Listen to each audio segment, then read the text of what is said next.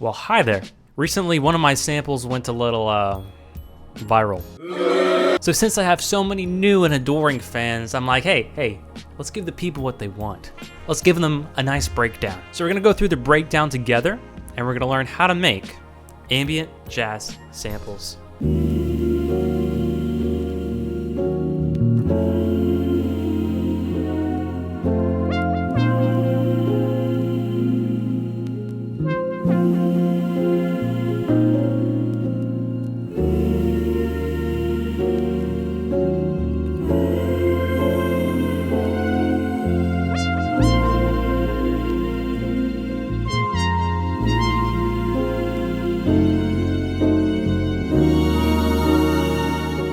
All right, so as you can see here, I have the project pulled up.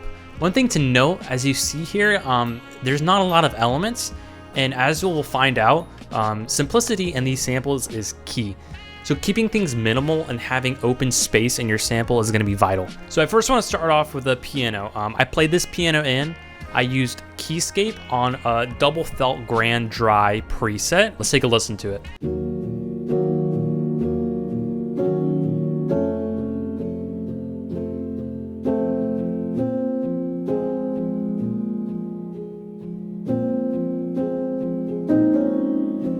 First of all, looks super complicated, but it's really not. I'm only using 4 chords here. First one is gonna be an E flat minor 7.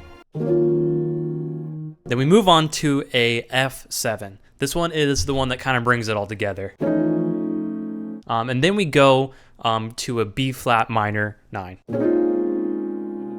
Such a pretty chord. We repeat that until, as you can see here, this is a new chord. And all we're doing is transitioning back to the E flat minor 7. So if we're looking at this in keys, this is gonna be in the key of B flat minor, and we're going from a 4 to a 5 to a 1. And then the transition chord is gonna be just a diminished F sharp. And as you can see here, the notes look all over the place, but I'm playing a simple pattern.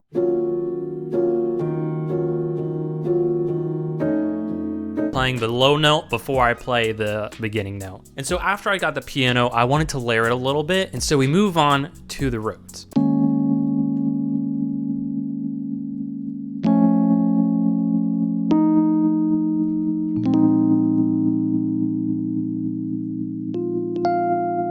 This one, really nothing crazy going on here. I wanted it to be a layer. I don't want it to be complicated. So we're doing that by holding out the chords and not really changing the rhythm of it. It's just little textures I've added in there that really bring the piano to life. And after I got those 2 elements down, we moved on to the bass.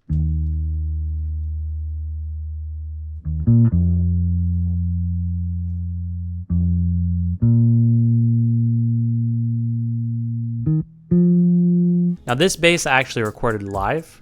I love recording basses live.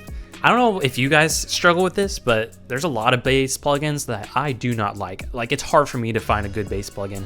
And so recording live is honestly the go-to option for me whenever I make anything. So what I did for the bass here, super simple. I play the root notes with the chords. This is just like a layer I needed in the lower frequency to fill out the frequency spectrum.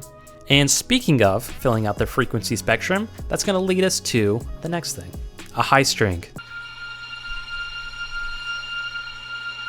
So subtle. This is a great way to add depth into your sample, especially for this one. This adds like a layer of like intrigue and mystery into it once you hear it. I had a really good foundation of the sample already. So at this point, it's really just adding a lead and then adding textures. I used my sequential Take 5 synth. Beautiful thing.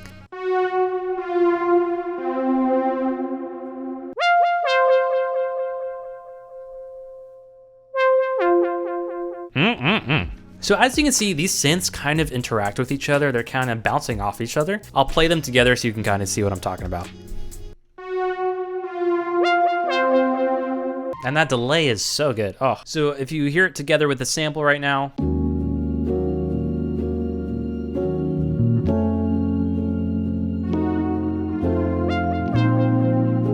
See, it already sounds great just how it is. And then we have 2 more elements before we bring up the one that I'm most excited about. I pulled up Opus, which is personally what I use whenever I have a string section that I want. And this is what I recorded.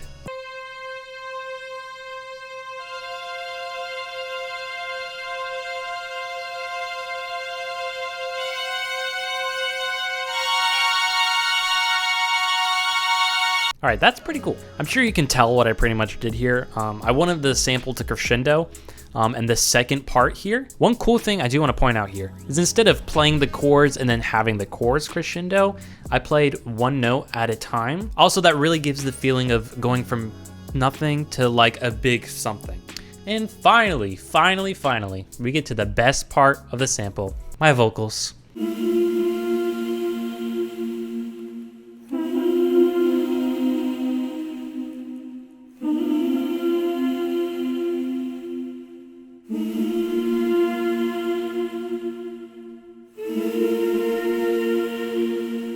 This was the main part of the sample. As you can hear, and also as you can see here, I really wanted the vocals to do kind of what the strings did beforehand, where we're all crescendoing to a big finale.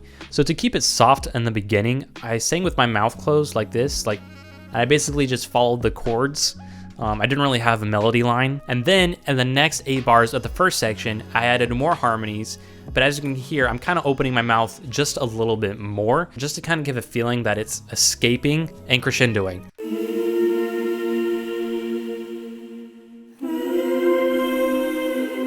All right, and then we move into the second section, which is supposed to be the big finish.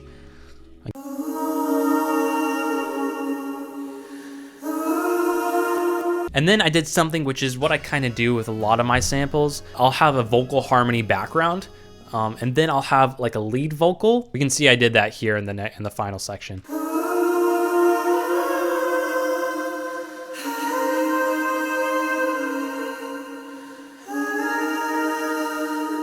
And the final thing I did with the vocals here, just bear with me. What I did was I added another vocal layer. I know.